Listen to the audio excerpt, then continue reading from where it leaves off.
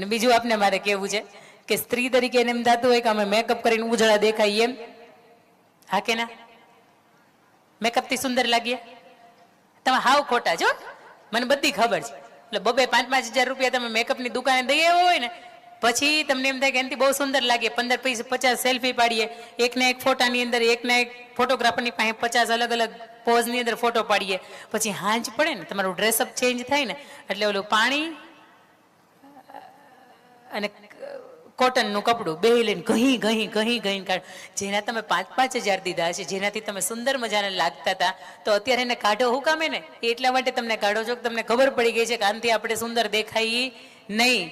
પણ વાત સાચી છે, મેકઅપથી તમે સુંદર લાગો, પણ મેકઅપથી તમે ઉજળા ન લાગો.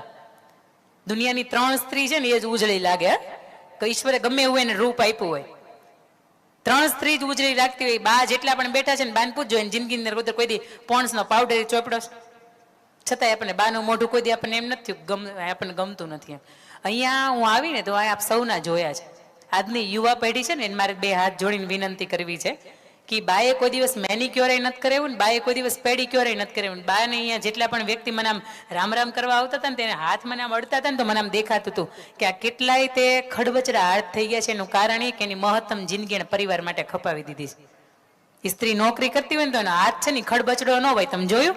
આ વસ્તુને એક માર્કિંગ કરજો. તમને કોઈક રામ કરે ને, વ્યક્તિનો તમને હાથ વાગે ને, એટલે સમજજો આ સ્ત્રી એનો મહત્તમ સમય પોતાના પરિવાર માટે આપ્યો છે.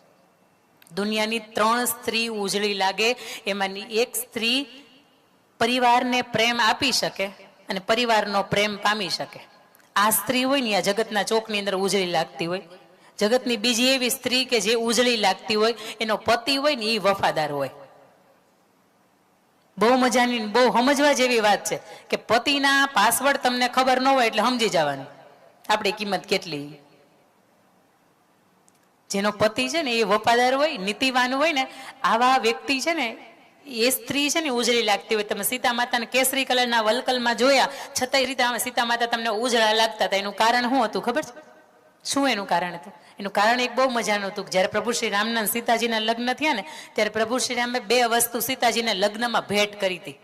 પહેલી વસ્તુ કરી હતી ઓલી ચૂડામણી, અને બીજી વસ્તુમાં એને વચન આપ્યું હતું કે દેવી, મારા પપ્પાના જીવનની અંદર, મારા પિતાશ્રીના જીવનની અંદર કદાચ 3 રાણી આ અવધ કુળને આવી શકે, પણ મારા જીવનની અંદર તમે આવ્યા ને, એ પછી જગતની કોઈ પણ સ્ત્રી છે ને મારા જીવનમાં નહીં આપે.